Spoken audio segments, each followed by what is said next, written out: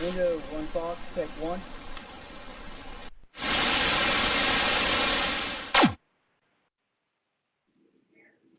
So that's our pandemic video. That's our pandemic video.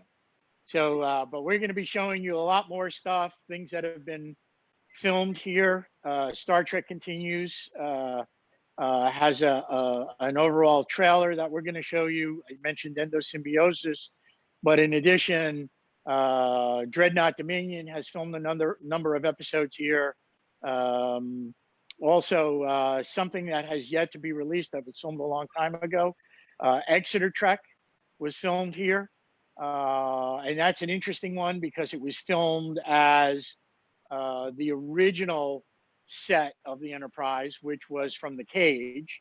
So that was very interesting, and we can talk about that later on too, because I've got some behind the scenes info on how they managed to do that without repainting everything. So that was pretty cool. So again, let me just ask, and then I can pontificate. But if does anybody else have anything they'd like to say or a question to ask? Hi, Ray. This is Marcia, and we have chatted on your Facebook page, and I've been to the set several times, and it is incredible. I want to thank you for bringing this to the fans. First of all, it's an emotional trip to come there and be able to walk among those incredible sets.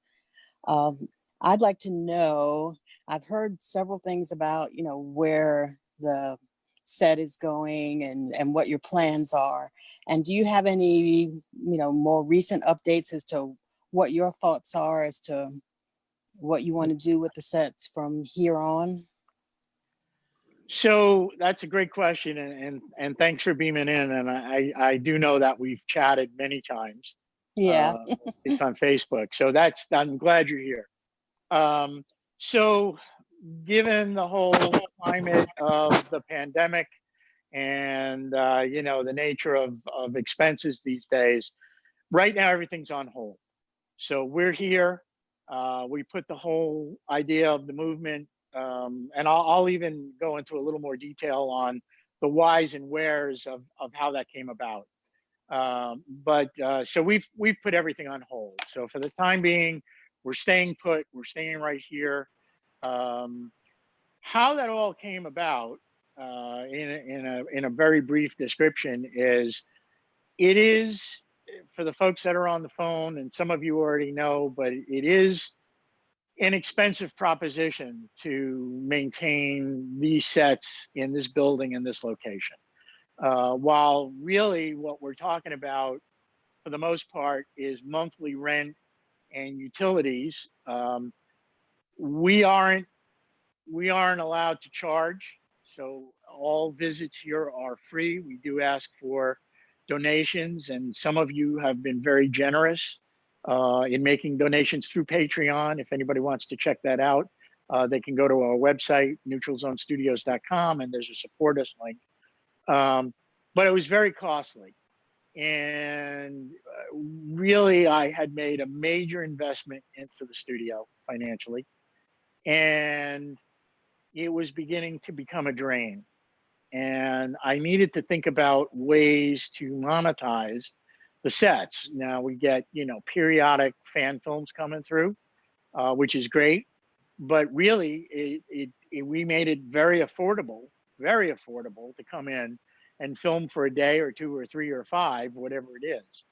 So that really wasn't adding to the bottom line. And in addition, wow, that was loud. And in addition, we started doing fan weekends, and that was going well for a while. But obviously, I say obviously, but in March, we really had to shut things down because of COVID. And we really haven't reopened to this point, which is why we have kind of a skeleton crew here. So the idea that I came up with was to create an escape room for fans and allow fans to come in and kind of live a fantasy and try to escape from different sets and try to put all that together.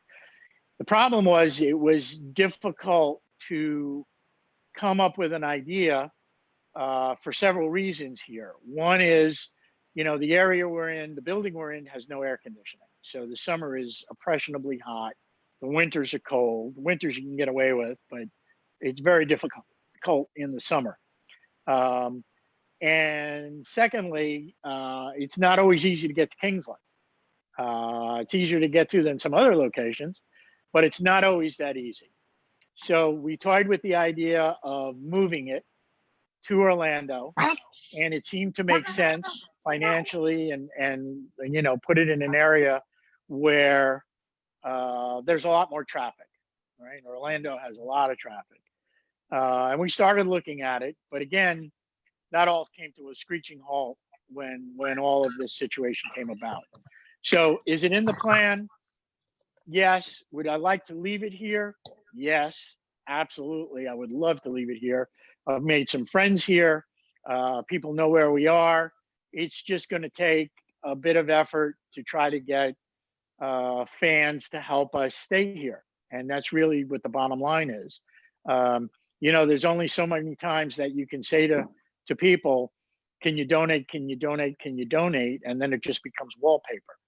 And so we don't want to become that nuisance. But yeah, we could really use some help to keep it here. So right now, the future is in limbo, if that helps you at all. Thank you, Ray. I also want to say that I got introduced to Kavita, the Spock artist, there at the last one of the last fan events, and I was the one that bought the first set of 6 of all of her Spock prints. So I know you exactly. I know exactly who you are. I thought that might bring it to mind a little bit, but so I'm going to talk to you some more about maybe some things that I can possibly help do to keep it in the area. And I'm going to put it out there. I live in Jacksonville, and there's if you're going to move it, there's maybe a place in Jacksonville that might be conducive to the idea of having it in a place where people can come and also be kind of an attraction. I'm just putting it out there in the universe, and maybe something will happen, but we'll talk. That'll be fantastic to actually do it in Jacksonville. Well, so here's what I usually say, guys. I'm not always the brightest bulb in the box, right? So I have my ideas, and they may not be the most conducive ideas. So I am always open to suggestions, ideas. I just would rather listen to other people talk than do all the talking myself. Does it make sense to put it in Jacksonville? There's a lot going on out here now, right? So there's SpaceX, and there's a lot of things that are happening out in this area.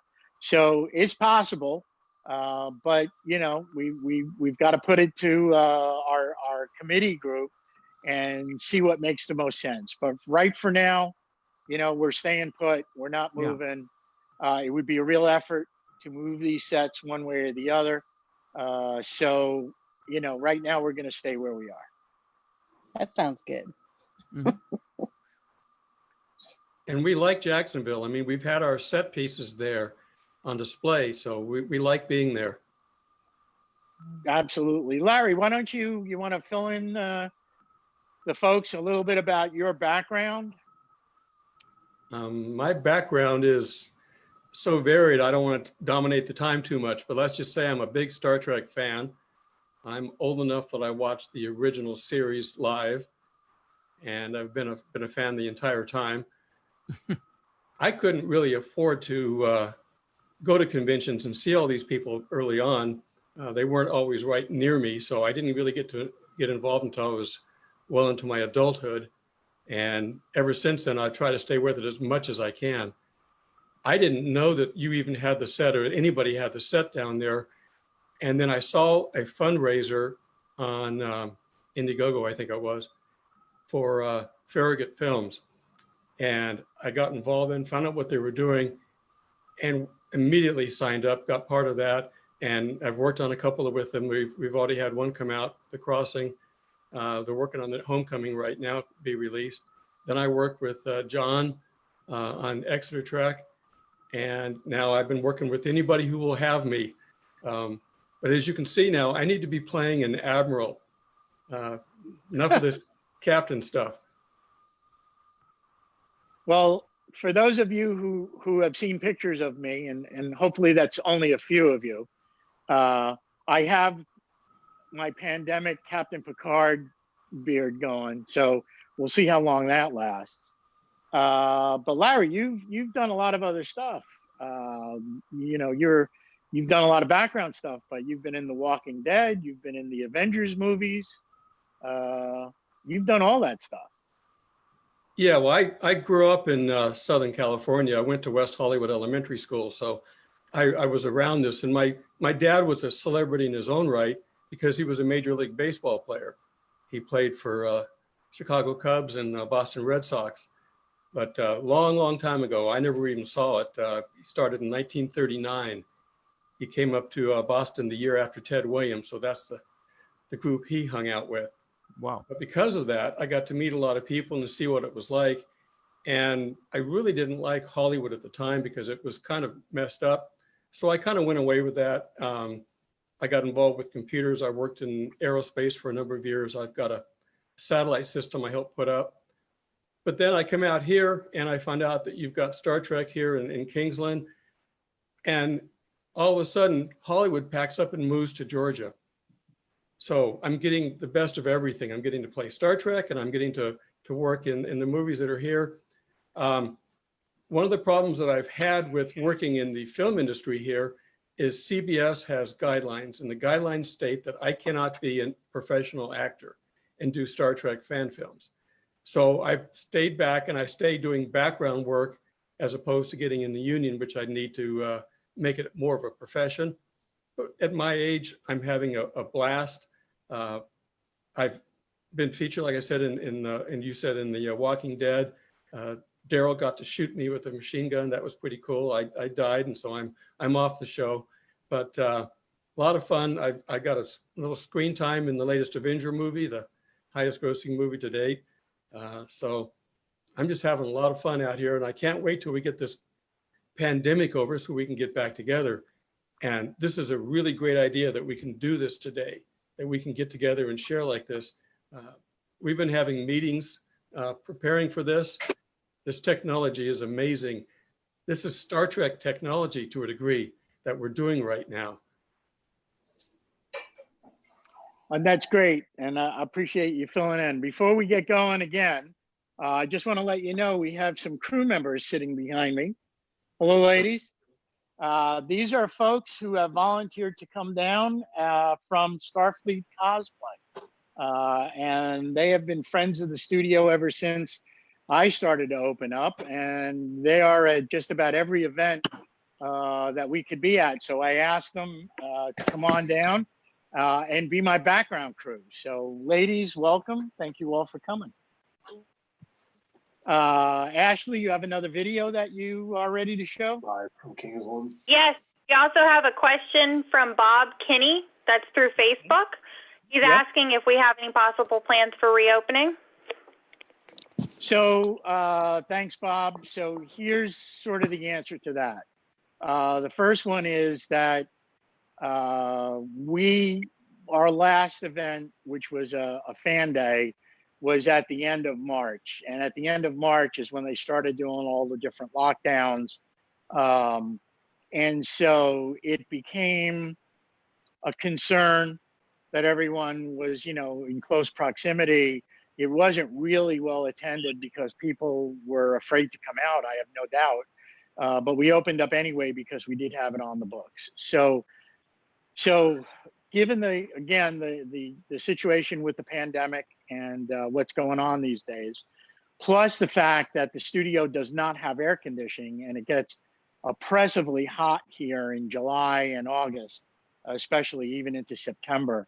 So I don't know what we're going to do. We're thinking about doing some spot openings, if you understand where I'm going with that, and maybe opening for a limited time to a limited group. But again, we always look to open at no cost to fans. We just look for donations. But we're thinking about it. But right now, we're just talking about it. I will tell you that, as Larry was saying about, this is Star Trek technology and we've been preparing for this. As an offshoot of this, we've also been preparing to do something like the neutral zone at home. And so we would like to do something like this once a week on an evening to be able to get guests, people from Star Trek Continues, people that have been here as guests. Bijou Trimble has been here, and certain people, authors have been here, and even, to have some of the folks that have been, working this since 2011, Dan, Royal, Sam, and find out more and try to get everybody more involved in the studio, even though we're kind of distance enabled. So we're talking about it, Bob, but right now I can't give you anything solid. Peter is asking if there are any updates on Tales from the Neutral Zone releases.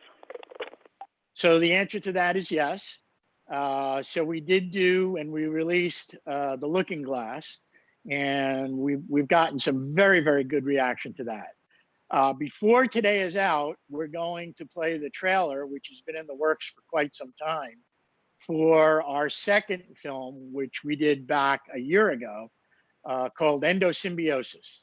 So stand by for Endo, as we call it, and hopefully you'll like what you see on that. And we were planning on filming a third one at the very beginning of April, called The Test of Time. And unfortunately, we had to shut down. So that is still in the works. And we plan to do it as soon as we can get everybody, back in one place. So the short answer is yes, we do have plans for more Tales from the Neutral Zone. In addition, there is a fourth one that was filmed, and it is a short. And some of you may know the name Sarai Duenas. Now, Sarai's a young lady, and she starred in one of the Star Trek Continues episodes. And forgive me for not knowing the title offhand, but it was the one where Kirk was imagining all of the women. White Iris. The White Iris. And she played the role of Miramani's unborn daughter. Very powerful scene with her. But her and her dad came to me, said they wanted to try to film something. It was a little after the summer. And so they filmed that, but that's been in post-processing as well for quite some time. So total of 4, at least, since we've been filming.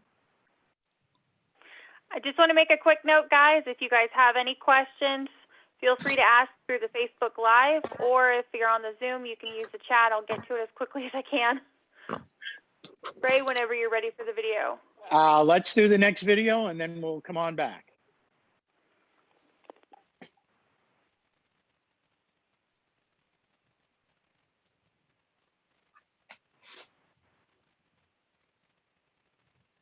Ask through the Facebook Live, or if you're on the Zoom, you can use the chat. I'll get to it as quickly as I can. Ray, whenever you're ready for the video. All I desire is life and peace.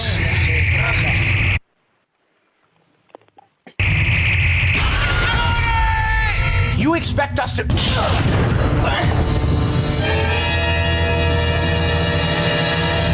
Ask through the Facebook Live, or if you're on the Zoom, you can use the chat. I'll get to it. Please don't stand back there. You have no idea what it's like. When I'm done with you and your starfleet, you'll be lucky to command a garbage scow. I'm about to violate the direct order. You expect us to... What the devil's going on, Mr. Spock? It appears you were temporarily interchanged with counterparts from the parallel universe. Status report. Android vessels have entered orbit, sir. They're charging weapons. Please don't stand back there. Lock onto their lead ship and fire. Set fire! When I'm done with you and your starfleet, you'll be lucky to command a garbage scow. Join me. Together we shall be the architects of our own future. Our sister world opposes our desire to join the Federation. Captain. Losing weapons lock. Fire phasers. Why are you here? What do you want with the counter? Join me. Together we shall be the architects of our own future. Lock them in. What do you think it is? Intelligence. Procedure is not successful. Losing weapons lock. Fire phasers. Why did you damage severe? What do you want with the counter? Join me. Together we shall be the architects of our own future. You have to anything over me. Signal all decks. We've been boarded.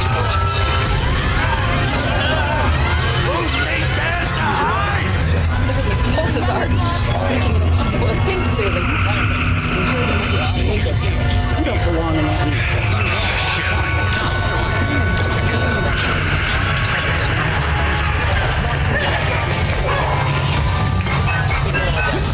So Commodore wasn't one of these watches. The crew is here. It's been lost. Enterprise, we've got a containment failure. Get us out of here. The computer would appear to disagree with you, Commander. Their deflector screens have activated. It's impossible to get a lock. We can't bring them back. So Commodore wasn't one of these watches. It's impossible. The bridge is empty. Filled with dead humans. The computer would appear to disagree with you, Commander. Their deflector screens have activated. It's impossible to get a lock. Can't she stabilize it, sir? They're experiencing undertow from both singularities.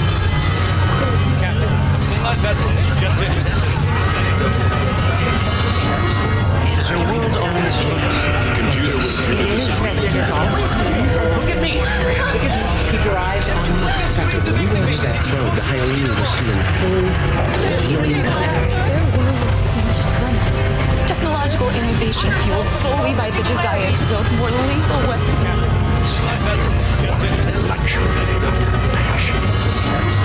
Is your world always looked?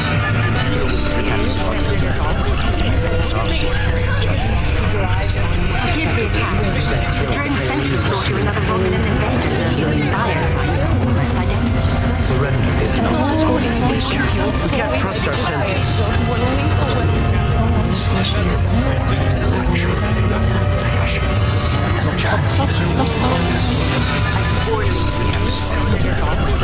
Those Romulans into the Open fire! Give them these Romulan weapon reaching full charge in 3, 2, 1. It's maneuvers!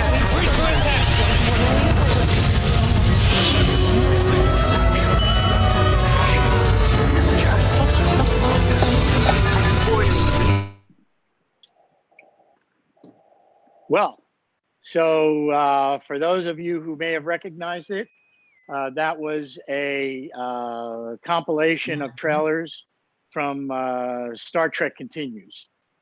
And that is probably the most well-known series that was filmed here at what's now the Neutral Zone. So hopefully you enjoyed that. That gives you a little bit of insight of what this studio looks like. And as I said, probably right around 4 o'clock our time, we're going to do a walkthrough, and we're going to show you guys what it's like to actually see this studio live. So again, any questions at this point? Because I can talk forever. Well, Sarai is on the screen right now. Sarai's on the screen. No, it's me, Rory. I'm sorry. Yeah. Okay. It's Rory. Sarah is getting dressed right now. She'll be here in a little bit. I just kind of took over her account. Okay. Okay. No problem. So again, any other questions from anyone? Okay. So let me tell you a little bit about me, my background, my involvement, if you want to call an involvement with Star Trek.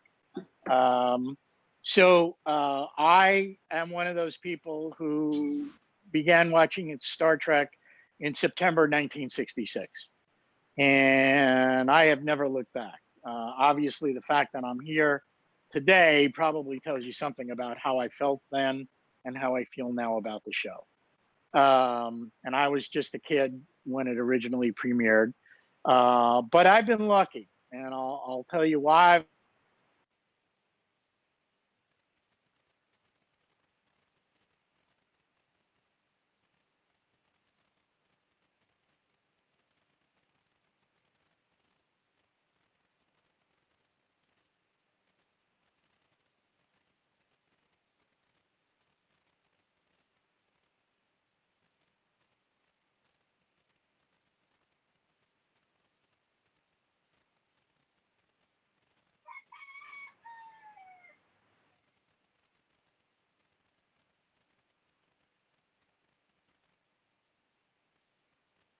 Bear with us a few moments here, everyone. I'm not sure what happened to the audio and video feed.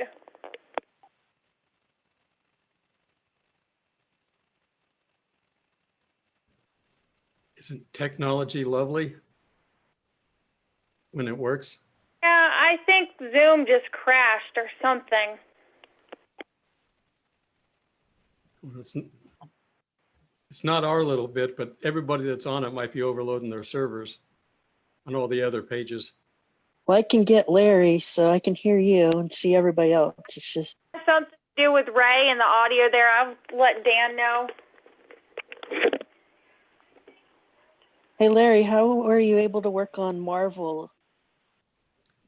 I put in through different casting agencies what's going on. And like I said, I'm just doing background work. So they take people pretty much any time.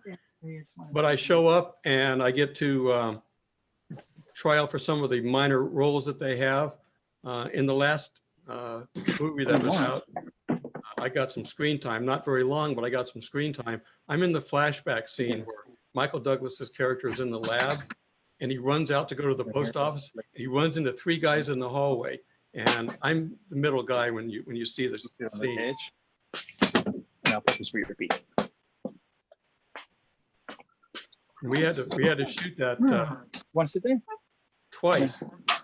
We filmed it the first time, and Michael Douglas was not doing well. He had just finished some of his cancer treatment, so he couldn't really yell and scream and do all the things he had to do.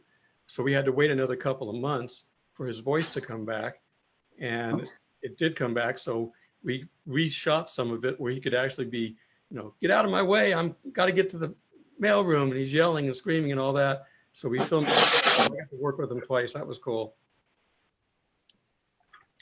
So was that all shot in Atlanta, I'm assuming? Yeah, most Marvel films have been shot here. I've been in the Avengers. I did Black Lightning. I just did Suicide Squad, switching over to DC.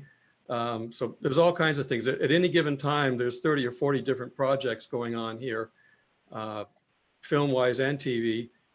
Like I said, I was in The Walking Dead. I've been in Ozark. Some of the other shows, we have some, I'm trying to think of them off the top of my head. I don't have my spreadsheet in front of me. As you're going to find, if you talk to any actor, once you've finished a job, you purge your mind and move on to the next one, because you've got to basically learn everything again. And you don't want the old stuff cluttering it. So you find this with Star Trek actors. Once they start doing conventions, it comes back to them. It has to. But a lot of times they purge all this and they don't remember it. And fans know more about the show than they do many times. And Shatner's early on Saturday Night Live gig was sort of how they felt at the time, because they knew they were going to have trouble getting work. And he had connections because he had a good career prior to doing Star Trek. So he was able to get production money to do TJ Hooker and some of the other things that he did. So he was able to get back into business again, but a lot of the other actors didn't. So Star Trek is so iconic that if you get on that, it's like Star Wars as well. These actors are so well known, and it's the same thing with Harry Potter. If you've got a really blockbuster film, it's hard to find other work. And actors that really want to work want to do everything, not just that one character. You get typecast. I know that I got to talk to Nimoy the year before he died. we got him to Skype in, sort of what we're doing now, but we got him to Skype into a convention that was down in Orlando. And I've talked to him a number of times, and I always ask him the same questions, and he knows about it. So I was the last one. And I asked him, you're obviously very funny during this call that we're doing. Why didn't you do comedy? And he goes, well, you know, Hollywood does typecast. That was his answer. But if you know, were lucky enough, and I got to see one of them, he did a lot of local plays, and he was very funny in those out in LA. And I don't think any of them were filmed. I wish they were. I wish they were online. But if you haven't seen the video that he did, what's the funny video that he did? Trying to think of it now. It was up on YouTube for a long time. The Lazy Song. Have you seen that? Today I don't feel like doing anything. Yeah, well, that's the song. Bruno Mars did the song, but Nimoy did a music video for it, and it's really funny. If you haven't seen it, you got to watch it.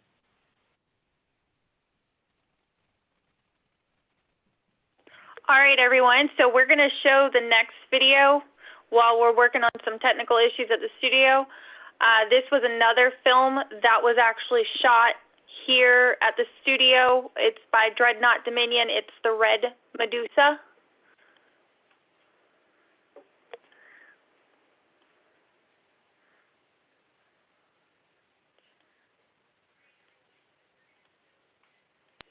While we're working on some technical issues at the studio, this was another film that was actually shot here at the studio. It's by Dreadnought Dominion. It's the Red Medusa.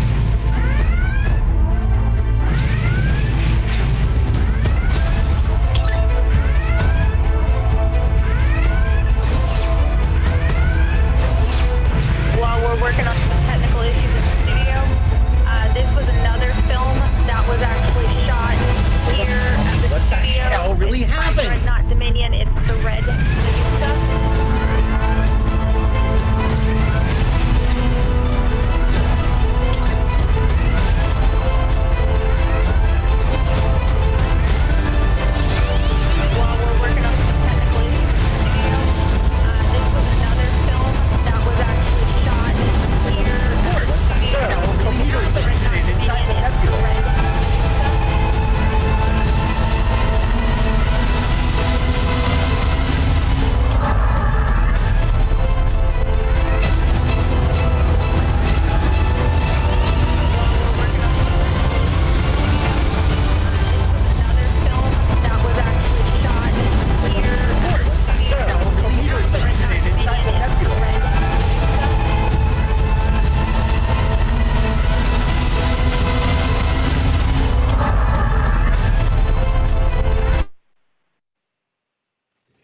Does anyone have any questions for Larry? He was obviously a part of a lot of Dreadnought Dominions, as well as a lot of our cast and crew from behind the scenes. You'll see Alan, Eli, who's usually up at member registration, Dan, of course, who's manning our camera at the studio. Yeah, several of our crew have been involved with the Dreadnought Dominion. So, Larry, you want to fill in on that one? Yeah, Gary and his team come down here, and they've got such good writing. You've got to check out all their shows, and some of them are very funny. They have the Star Trek feel, where there's drama, but there's comedy involved too. And it's kind of a mix, and the way they can balance it, it's really amazing. And I love working on it. It's so much fun. And I don't even care if I have a minor role in any of his films. In this latest one, I got a promotion ceremony where I got an award, and that was it. And I was happy, but I was also working the camera too. So I didn't want a second job after that. So I think I'm going to work more behind the scenes, unless you have a job for an admiral. I'm enjoying just being part of it. I get to watch it being made, and that's what's so much fun. Yeah, I definitely have to add, I snuck in on the last Dreadnought Dominion filming, which was back in February, and watching you guys film was actually pretty amazing. Larry behind the scenes, instead of being in front of the camera, was just directing everyone kind of in a sense was pretty good, and the whole script altogether was really good. Yeah, well, I mean, most films are made by obviously fans. They love the show. They are very familiar with it. They've seen everything, you know, multiple times. And so they have the feel already in it. When you pull a writing team together, if they don't know the show, they're not going to write the feel of it. But fans really know what the show is like. And they put together a really amazing script.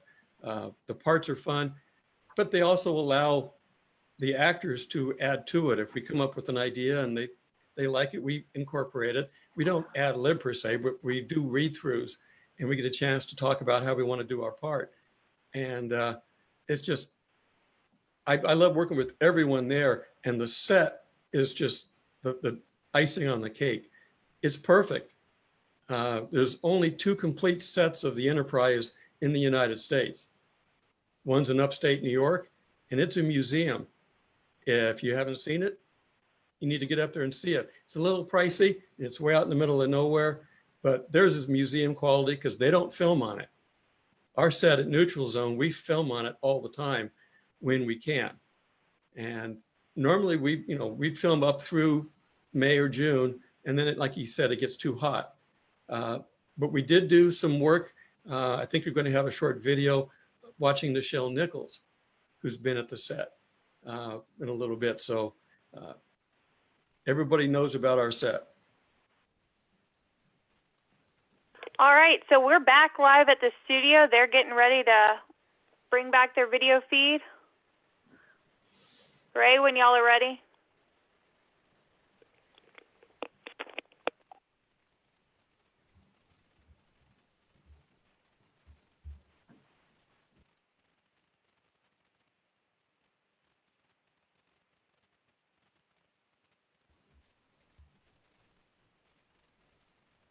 While we're waiting, if you haven't seen the set, you have to do the proper tour. You walk up to a closed door, and then they open the door and you get to look down the hallway. If that's your first time seeing it, it's an amazing feeling. And when you walk through the set, if you don't look up, because it is a set, there's no ceiling, you have to be able to light the set. If you don't look up, you think you're walking around the Enterprise. It is that well built. To all the guys that worked on it, they did an amazing amount of work. And you've heard of some of the names of Sam and Dan and everybody that's worked on it. You can't thank them enough for what we've got there. And I think I see Ray back, so I'm going to drop off.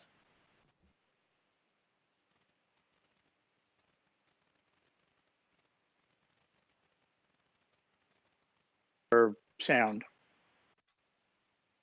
No? You're good, Ray. You can hear me?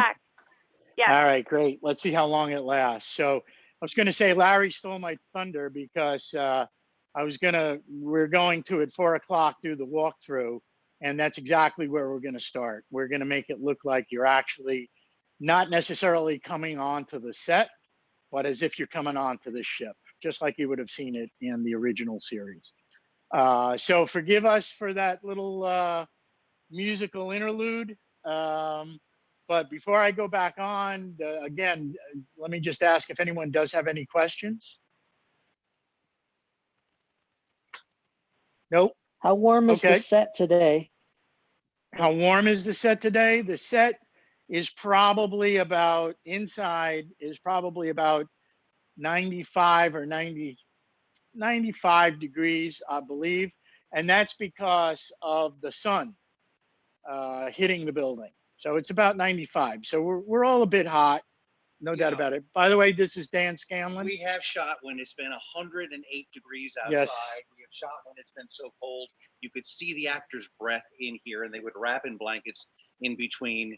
The red Medusa that we just saw, we really pushed some technical limits there. We put a camera on a motion control, and we did some, as you saw, some wonderful around the bridge motion shots that I didn't think would look steady, but they were wonderful as I'm holding the microphone or as I'm here, because as you'll soon find out, I'm in that one and I look pretty scuzzy, and then I have to shave off the beard, slick back the hair, and do a flashback. It was an amazing script by Gary Davis, Randy Wren, and the gang who did that. Yep. And we've had so much fun. That's a pure fan film that we do here. Star Trek Continues, though, we had, and I was here for that, we had amazing actors. Michael Edwards, who played Apollo. We had the original Hulk, Lou Ferrigno. We had some amazing actors here who knew their scripts. And to stand here and hold a microphone on these folks and watch them do their craft was just amazing. And here we are on something that a bunch of us built over the years that we know every inch of because we painted until midnight when it was hot. Got it. Thanks, Dan. If you guys want to know how hot it is in the studio, when we get ready to show the last clip, which should be the trailer for our upcoming film, you could probably tell because it's the same time of month that we were filming. And yeah. It was Endosymbiosis was filmed actually on Memorial Day weekend, and it was 104, I believe, 102 in the studio. 108, and more than half of the actors that were supposed to be in that could not stay inside the studio. Now, we probably should have said, well, let's not shoot it, but I decided to move forward. So you're going to see sweat. And in the final cut, which is not in the trailer, I do say that all systems are out, including the heating system or the cooling system. So we tried to explain why everybody was sweltering, but be that as it may. Remember how hot it was for Nichelle Nichols when she was here? Yes, and she did it. She did it. She was a trooper, and we'll show you that in just a little bit. Boris had to come up with that line just because I kept putting my sleeves up and forgetting to put them down. I remember. So we started talking about sort of my history in Star Trek, and I don't know where I left off, but I was lucky enough, as I mentioned, to be at the first several Star Trek conventions in New York. Met Gene and Majel, shared an elevator with Isaac Asimov, if you know who he is. Hopefully you all know who he is.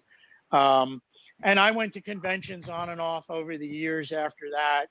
And I met a lot of the actors. I was able to meet William Shatner and Leonard Nimoy and a bunch of folks along the way. And not just TOS people, but other people as well. Jonathan Frakes, Rene Auberjois.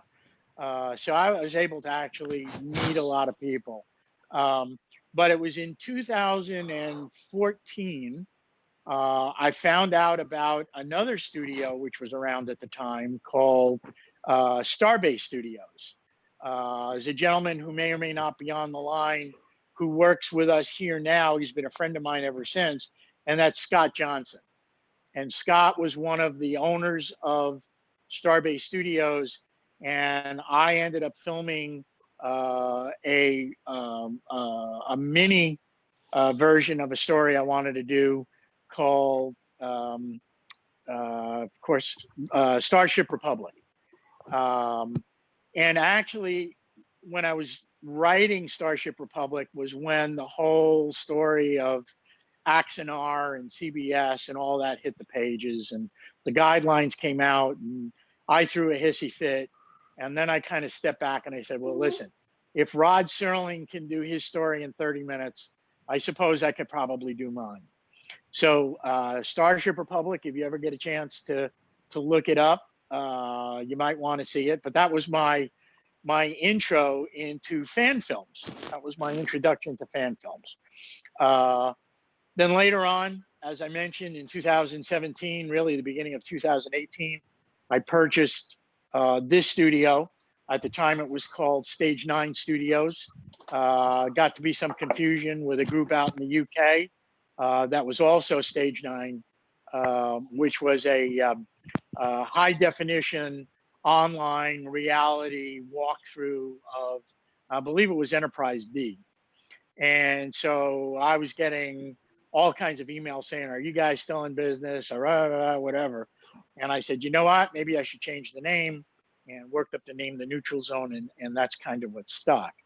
But in 2018, 2018 and 2019, and you haven't seen, you've seen part of the bridge set. We're going to show you more in a little bit. But I actually took part of the bridge set, and really the chair I'm sitting in and the helm and a backdrop, and took it on the road.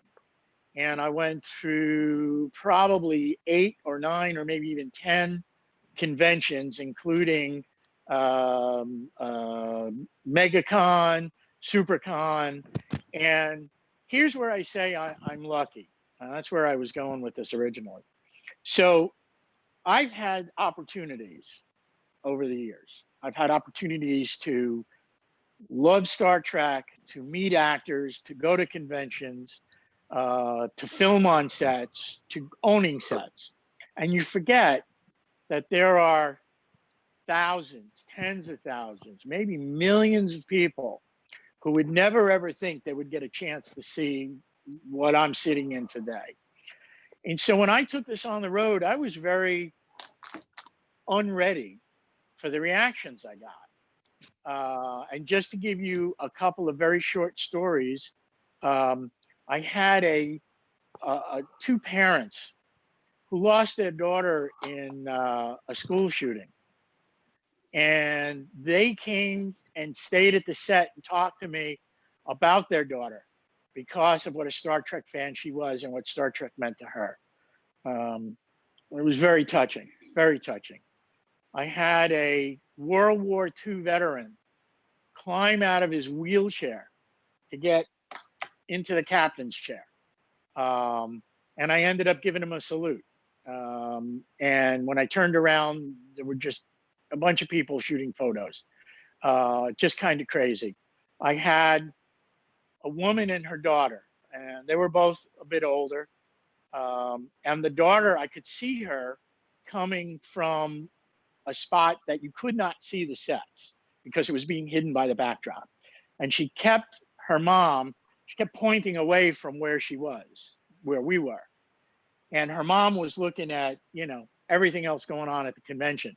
And when they got to the edge of our set, she had her mom turn around. And the woman put her hands to her mouth and just cried and came over and gave me a hug. But I think the one to me that is most meaningful is I used to bring, when I was on the road, we have some costumes here that go back a long way. And I brought them originally to say, here's what a studio looks like, and here's what costumes look like hanging on a rack. And then people began to say, could I wear one? Could I wear one? Could I wear one? So yeah, you could wear one. If you're, big and sweaty, rather you didn't, but okay. And this young lady came up, and she was in a very long summer dress. And she was probably in her early 30s, I would guess. And she was with her mom, who was a bit older. And she came up and said that her dream was to sit at the helm. She just wanted to sit at the helm.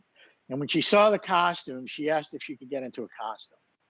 And she began to get undressed, which freaked me out, but it was all done well. And when she took her long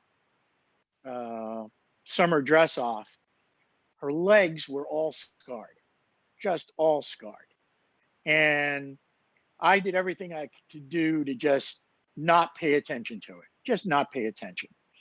And I had her sit in the captain's chair. She didn't want to. I think she was just embarrassed about her legs, but I shot it from her waist up and she loved it. She sat at the helm. She and her mom cried. And her mom came up to me afterwards and said that she had survived a car bombing in Iraq. And that's how her legs got all damaged. And this was like a dream that she'd had since she was a kid. And it's things like that that make you realize what Star Trek is really about. And it's about inclusion. It's about family. It's about giving people an opportunity to see this place. Some of you have already said that you've been here, so you understand.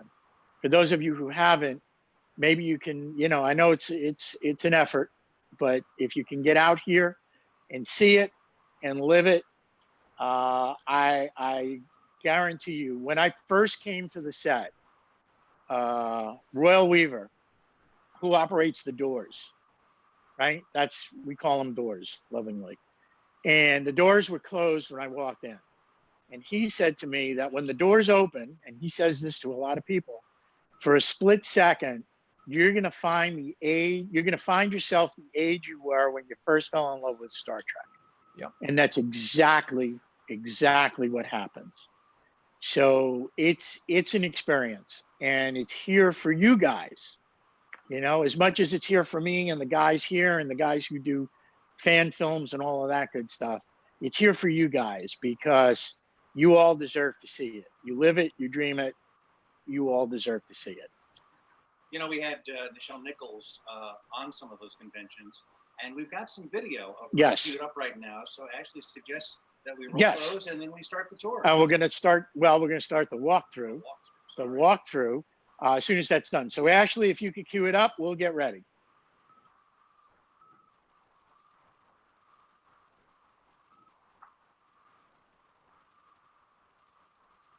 And by the way, there are 3 videos.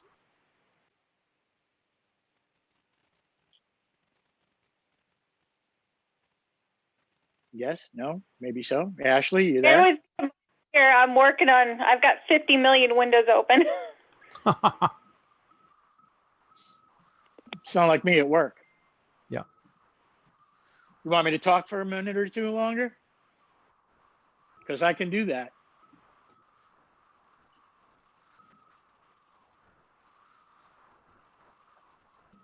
Not hearing anything, but that's okay.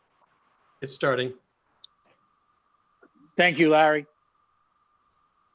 Nichelle, are you enjoying this? Very much so. What do you think about the sets? It's like being back at work and you've been gone for a couple of weeks and you can't wait to get back. That's just the way it feels. A lot of us put a lot of love into building this, but we never expected to see someone like you here. Oh my God, it's so beautiful. I would love to have a house big enough to have it in. Thank you. Thank you. Yeah. Let's just roll the camera straight out. What? Close that door. Well, it's Jim.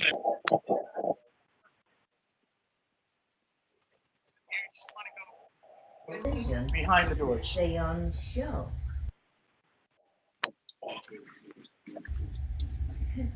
And a tear came to Jean's eye, honest. You guys He said, God bless that man. At least someone sees what I'm trying to achieve. He sure did, Jean. He sure did. I once had a secret I kept for a very long time. It only became public in the last years of Gene Roddenberry's life. You see, a long time ago before Star Trek, Gene and I fell in love. We spent countless hours together discussing everything from the civil rights movement and feminism to the feasibility of space travel. We even talked about ideas that will eventually become part of Star Trek. But despite my love and admiration for Gene, I sensed that our destinies were not to be together. Call it intuition. But one day he picked me up for lunch, a lunch date, and said, there's somebody very important I want you to meet.